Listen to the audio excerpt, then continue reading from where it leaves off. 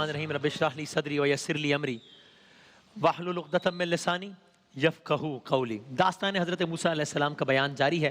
آپ سن چکے مصر میں کس طرح طرح کے عذاب آئے، پورا مصر کا پانی خون میں تبدیل ہو گیا، پورے مصر میں اندھیرا آ گیا، پورے مصر میں آگ کی بارش ہو گئی، ٹڈی دل کا حملہ ہو گیا پورے مصر میں، پھر مینڈکوں کا عذاب آ گیا۔ ہر دفعہ کیا ہوتا تھا؟ فرعون وعدے کرتا تھا، پھر اس کے وعدے کرنے کے نتیجے میں عذاب ٹل جاتا تھا، اور پھر فرعون دوبارہ مکر جاتا تھا۔ اب جب یہ کلم نے بات یہاں ختم کی تھی کہ مینڈکوں کا عذاب اور یہ سب، مینڈک کے عذاب کے خاتمے کے بعد، کیونکہ اس نے اسی کمٹمنٹ پر وہ عذاب ختم ہوا تھا نا کہ ہم تمہاری بات مان لیں گے موسیٰ، آپ بس یہ عذاب ختم کروا دیجئے۔ عذاب ختم ہو گیا۔ مینڈک کے عذاب کے خاتمے کے بعد ایک بار پھر دربار لگا، اور اب ظاہر دیکھنا تھا کہ اب کیا کرتا ہے۔ اتنی مس کمٹمنٹس کر چکا ہے، اب اپنی بات پہ عمل کرتا ہے یا نہیں کرتا۔ یہیں پہ کل بات روکی تھی۔ اب انتظار تھا کہ بنی اسرائیل کو آزاد کرنے کا پروانہ پہ دستخط کرے گا فرعون۔ مطالبہ یہ تھا نا کہ بنی اسرائیل کو آزاد کرو اور ایمان لاؤ۔ پھر دربار لگا، پھر فرعون بیٹھا، پھر درباری کھڑے ہوئے، پھر یہی تجویز دی گئی کہ بھائی ایک جادوگر کے پاس ایک حد تک جادو ہوتے ہیں، اب نہیں چلنے والا جادو، اس لیے اس آزادی کے حکم کو اب لٹکا دو، چھوڑ دو۔ ایک بار پھر مس کمٹمنٹ، آپ دیکھ رہے ہیں تواتر کے ساتھ کتنی مرتبہ وعدہ کر کے وعدہ خلافی، وعدہ کر کے وعدہ خلافی، ایک بار پھر مس کمٹمنٹ کی۔ اب جب انہوں نے مس کمٹمنٹ کی، ادھر انہوں نے بد عہدی کی، دوبارہ سے عذاب نازل شروع ہوئے۔ اب کی دفعہ نوعیت کیا تھی؟ پہلے کی نوعیت کے عذاب آپ سن چکے، اب جیسے ہی انہوں نے پھر سے مس کمٹمنٹ کی، ادھر آسمان سے مکھیوں نے ان پر حملہ کیا، پھر جوؤں نے ان پر حملہ کیا، ایسا حملہ کیا کہ کوئی جانور بچا نہ کہ کوئی انسان بڑی تعداد میں متاثر ہو گئے۔ لوگوں نے اپنے ارد گرد جالی نما چیزیں پہن کر اپنے آپ کو بچانا چاہا، لیکن نہیں بچا سکے۔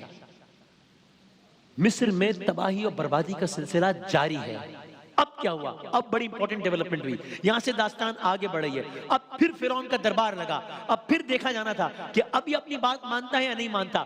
اب کی دفعہ نہ صرف یہ کہ فرعون نے بات نہیں مانی، بلکہ ایک اعلان کیا، اہم اعلان۔ کیا اعلان کیا؟ جہاں سے داستان نیا رخ اختیار کر رہی ہے۔ موسیٰ علیہ السلام، موسیٰ کو قتل کر دیا جائے، جہاں موجود ہو ان کو عبرتناک طریقے سے قتل کر دیا جائے۔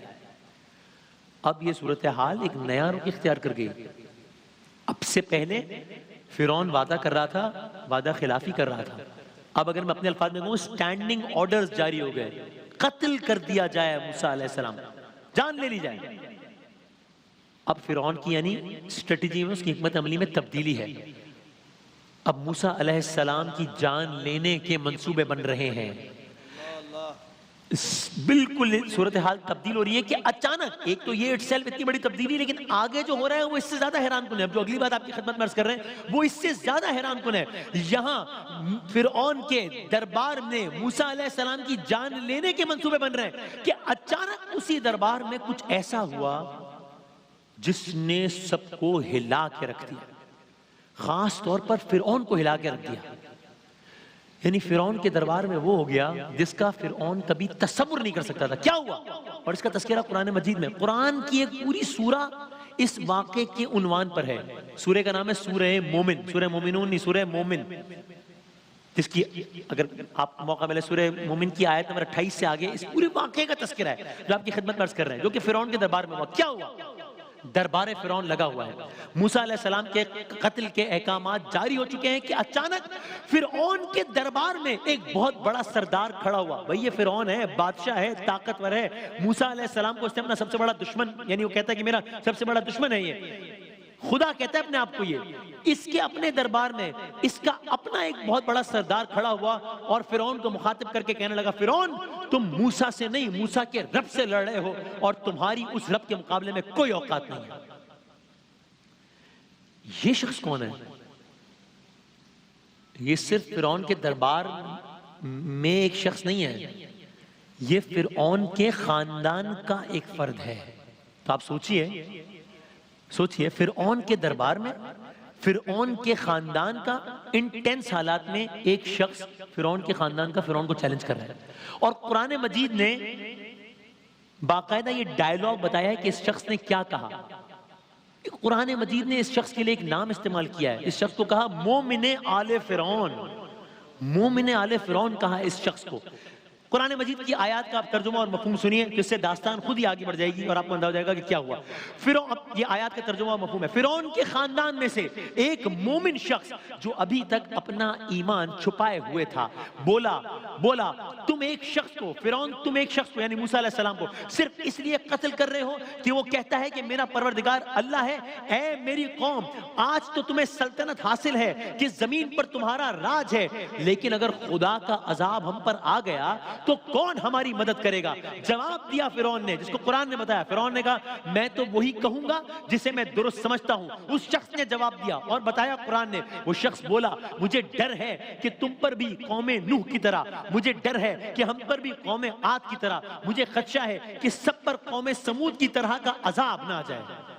فرعون کے دربار میں ڈائیلاگ ہو رہا ہے، گویا دربار میں ایک خاموشی ہوگی، ایک سناٹا ہوگا. لوگ پریشان کے ساتھ ساتھ پریشان سے زیادہ حیران ہوں گے کہ یہ کیا ہو رہا ہے. یہ اندر سے بغاوت ہے نا.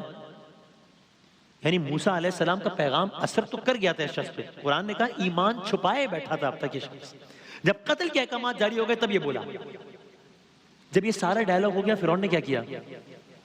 یہ اپنے وزیر سے کہتا ہے یا حامان. حامان تو مخاطب کر کے کہتا ہے. اب آپ اس کی رعونت دیکھیے، یہاں یہ بات چیت چل رہی ہے اور وہ کہتا ہے حامان ایسا کرو کہ ذرا میرے لیے ایک اونچی عمارت تو بناؤ، میرے لیے بہت ایک اونچی عمارت بناؤ. کیوں؟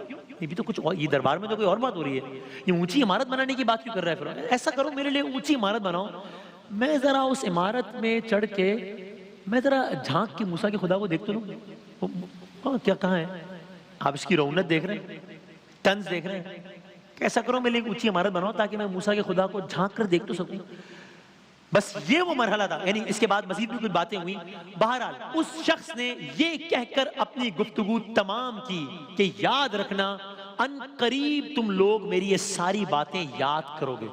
اس کے بعد اس شخص نے وہ جملہ کہا جو کہ قرآن مجید کی بہت مشہور آیت ہے. اس شخص نے کہا وَأُفَوِّضُ أَمْرِي إِلَى اللَّهِ إِنَّ اللَّهَ بَصِيرٌ بِالْعِبَادِ. آپ نے آیت بہت جگہ پر دیکھی ہوگی. میں اپنا معاملہ اللہ کے سپرد کرتا ہوں، اللہ سارے بندوں کو خوب دیکھنے والا ہے. یہاں کہہ کر، یہ بات کہہ کر اس شخص نے اپنی بات تمام کی. وَأُفَوِّضُ أَمْرِي إِنَّ اللَّهَ بَصِيرٌ بِالْعِبَادِ. اب کیا ہوتا ہے؟ اب کہانی میں ایک نیا موڑ ہے. فرعون کے دربار کے اندر یہ سارا واقعہ ہو چکا ہے، عذاب سارے آ چکے ہیں. مطالبہ کیا تھا؟ بنی اسرائیل کو آزاد کرو. مطالبے میں فرعون نے صاف نہ کر دیا. اب موسیٰ علیہ السلام اس مرحلے پر بنی اسرائیل کو کہتے ہیں کہ اب ہم مصر چھوڑ رہے ہیں. یہ امپورٹنٹ ڈیولپمنٹ ہے ساری داستان. اب بنی اسرائیل اب ہم مصر چھوڑ رہے ہیں.